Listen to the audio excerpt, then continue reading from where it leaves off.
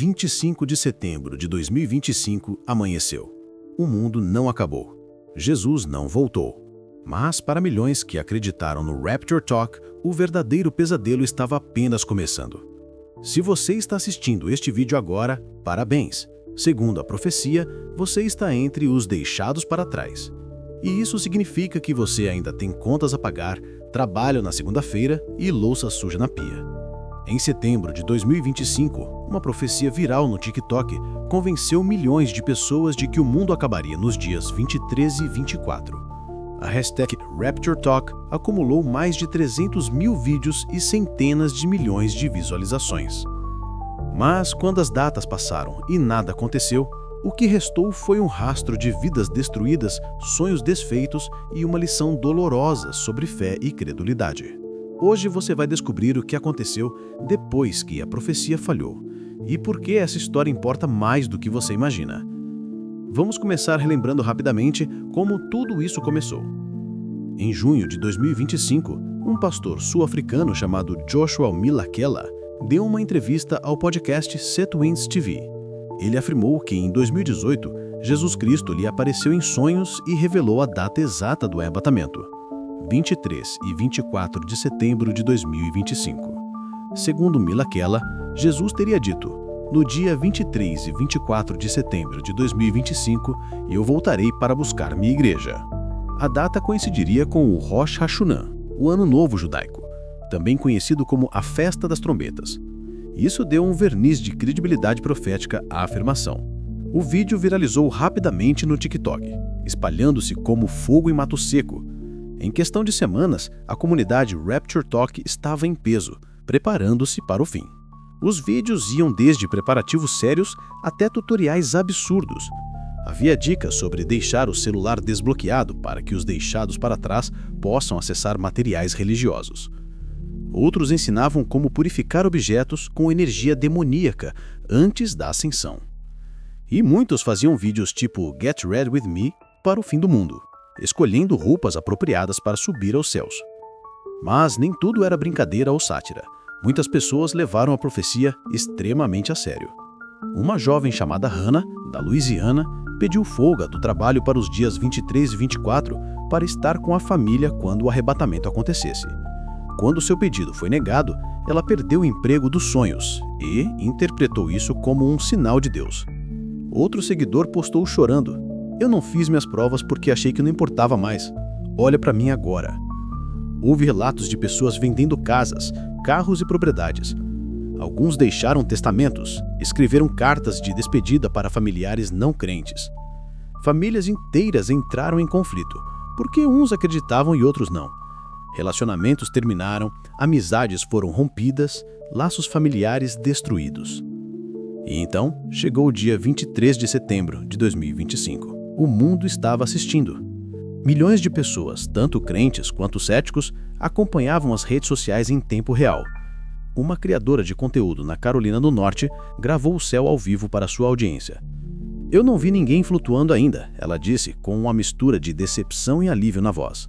"Então, talvez ainda não tenha acontecido." O dia passou. A tarde chegou. A noite caiu. Nada aconteceu. O mundo continuou girando. As pessoas continuaram vivendo suas vidas normais. O dia 24 amanheceu. Mais uma vez, o céu permaneceu vazio. Não houve trombetas celestiais. Não houve corpos ascendendo aos céus. Jesus não voltou. E então veio o silêncio. Um silêncio ensurdecedor e constrangedor. A Forbes publicou um artigo no dia 23 com o título "O arrebatamento não aconteceu e a internet está desapontada." O subtítulo era ainda mais cruel: "Parece que todos nós ainda estamos aqui, certo?" O que aconteceu a seguir foi um fenômeno psicológico fascinante e, ao mesmo tempo, perturbador. As reações foram extremamente variadas. Primeiro, houve a negação imediata. "Ainda vai acontecer à meia-noite", insistiam alguns. Quando a meia-noite passou, mudaram para "talvez seja de acordo com outro fuso horário."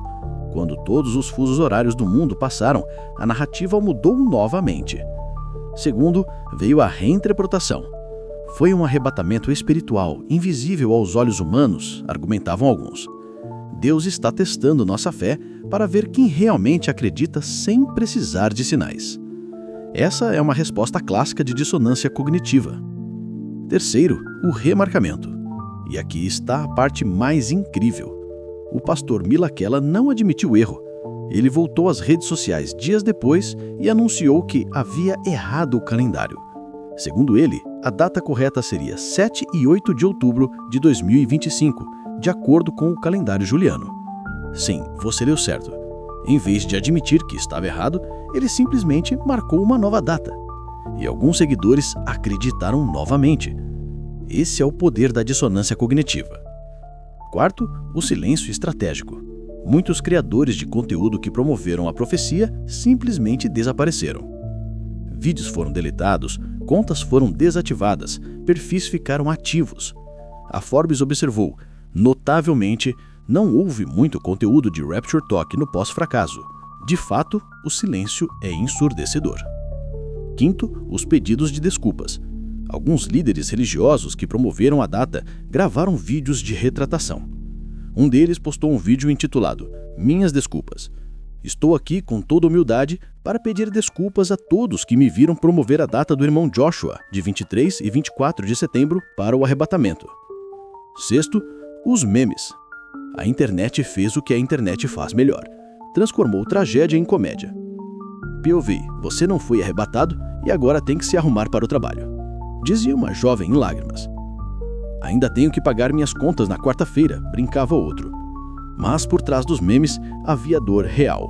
Havia pessoas enfrentando consequências devastadoras. Aqueles que venderam casas e propriedades agora estavam sem moradia. Os que pediram demissão estavam desempregados. Os estudantes que não fizeram provas enfrentavam reprovação. As famílias divididas tentavam reconstruir relacionamentos destruídos. Uma pesquisa informal no Reddit perguntou: Rapture Aftermath. Como estão os cristãos que perderam tudo? As respostas são de partir o coração. Minha tia vendeu a casa dela.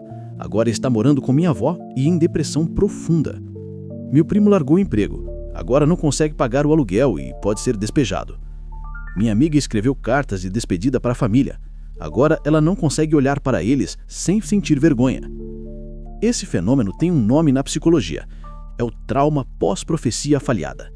É o estresse emocional, financeiro e social que vem quando crenças profundas são falsificadas pela realidade.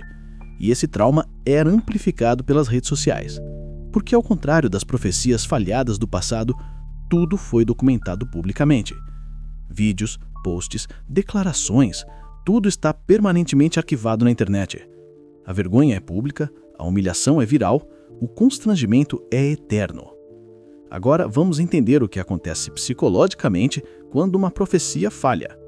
Existe uma teoria chamada dissonância cognitiva, desenvolvida pelo psicólogo Festinger em 1956. Festinger estudou uma seita religiosa que previu o fim do mundo para 21 de dezembro. Quando nada aconteceu, em vez de abandonar a crença, os membros ficaram mais convictos. Eles reinterpretaram o evento, dizendo que suas orações haviam salvado o mundo. E saíram às ruas para recrutar mais seguidores. Isso acontece porque a mente humana odeia a inconsistência. Quando nossas crenças e a realidade entram em conflito, sentimos desconforto psicológico intenso. Para aliviar esse desconforto, fazemos uma de três coisas: mudamos a crença, mudamos a realidade percebida ou adicionamos novas crenças que justificam a inconsistência. Na maioria dos casos, é mais fácil reinterpretar a realidade do que admitir que estávamos errados. Por isso, tantos seguidores do Rapture Talk não abandonaram a fé na profecia. Eles a reinterpretaram, remarcaram ou racionalizaram. Deus estava testando nossa fé. Ainda vai acontecer mais em outra data.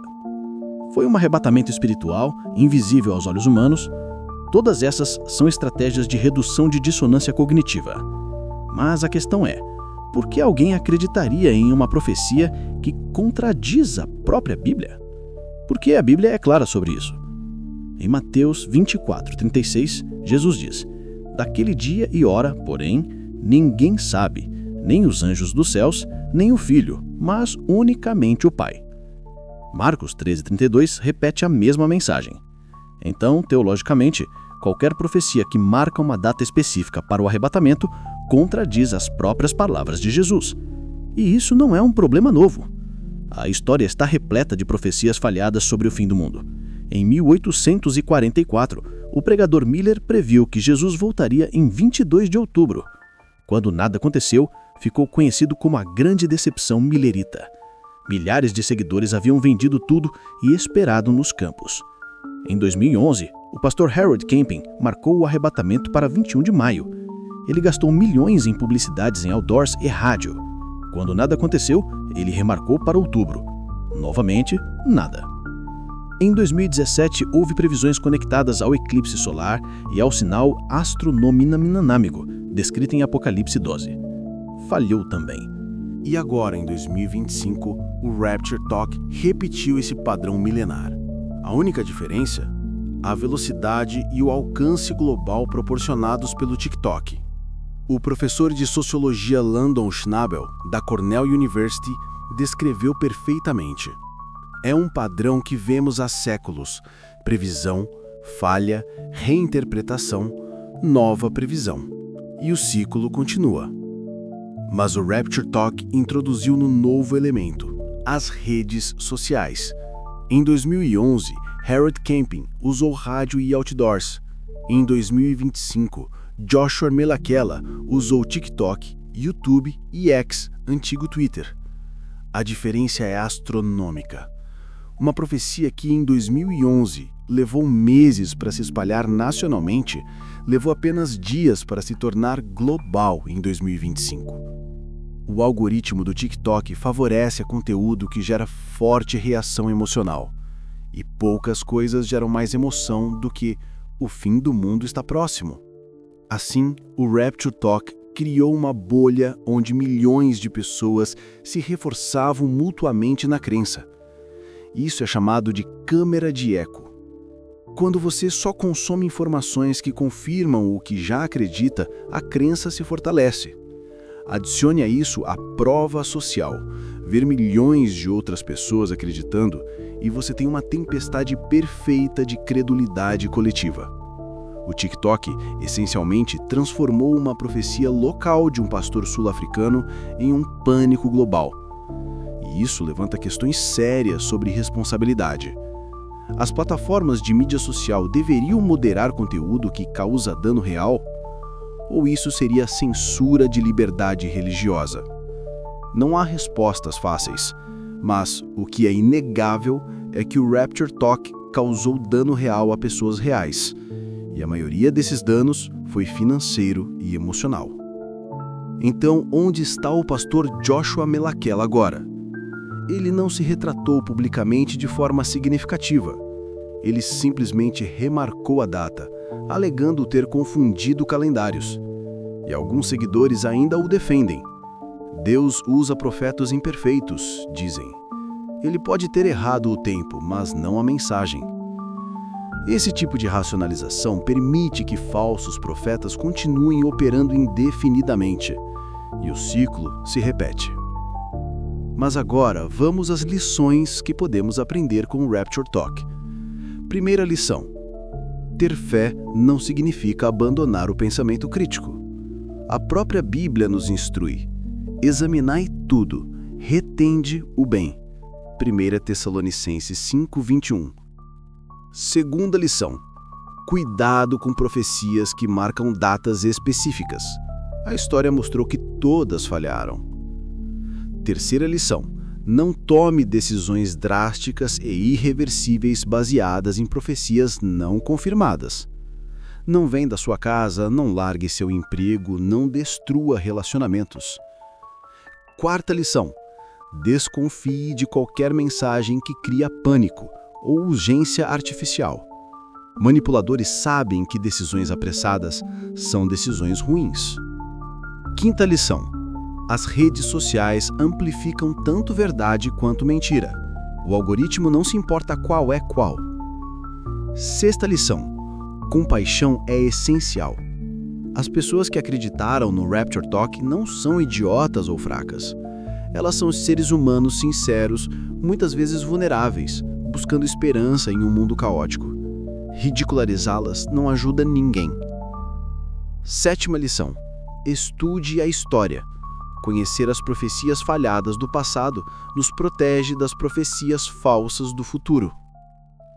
8ª lição: construa uma fé sólida baseada em estudo, reflexão e comunidade saudável, não em profecias virais de TikTok. Então, o que vai acontecer da próxima vez? Porque certamente haverá uma próxima vez. A história humana é cíclica e profecias apocalípticas são parte permanente desse ciclo. Talvez em 2027, 2030 ou 2033. Outra data virá, outro profeta surgirá, outra hashtag viralizará. E milhões acreditarão novamente.